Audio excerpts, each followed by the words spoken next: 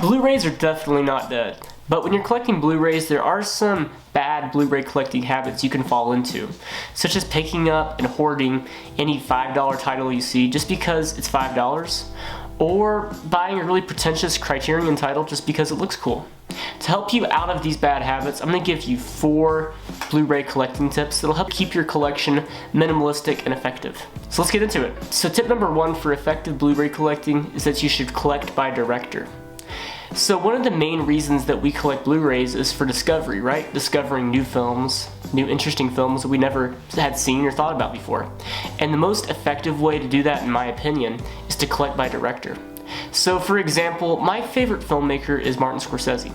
So when I started collecting his Blu-rays, I not only collected, the big ones like Goodfellas and Casino, Taxi Driver, really like the Steelbook by the way, but I also collected a lesser known film by him that was considered a flop at the time, New York, New York. It's kind of a bizarre film. It's his tribute to the 50s musical made during the 70s with Liza Minnelli and Robert De Niro. But I absolutely love it, and it's just an integral piece to his filmography, and I would have not discovered that if I wasn't collecting by director. Alrighty, tip number 2 is to collect by genre.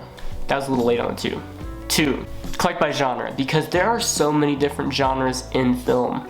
I mean, just think about it. There's Italian neorealism, French New Wave, the American New Wave, the Polish New Wave, Japanese anime films, which there's many subgenres within that. There's Japanese samurai films, again, many subgenres within that. There's classic American comedies, classic French comedies. You get the point. I'll stop listing off genres.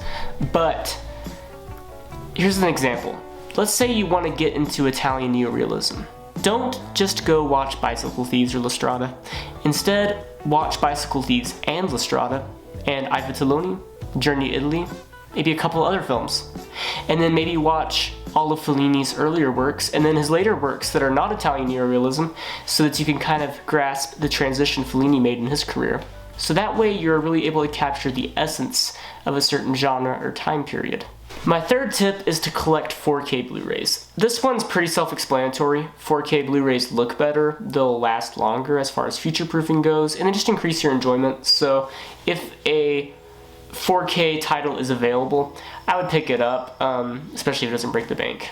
My last tip is to collect from the Criterion Collection. The Criterion Collection is awesome. When I buy a movie, I first check if there's a 4K release of it, and then the second thing I check is if there's a Criterion Edition of it. Because when you buy a Criterion Edition, especially with older films, you know you're getting the best possible version of that film.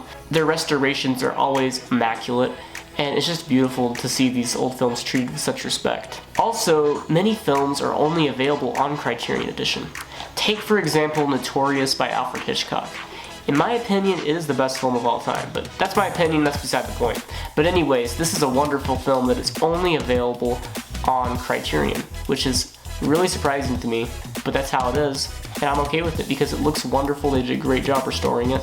So if there's a Criterion Edition, but not a 4K, get the Criterion. On this channel, we talk about tech, and we talk about movies, and we talk about gaming. So if you like all 3 of those things, please hit that like and that subscribe button, and thanks for watching. I'll see you guys next time.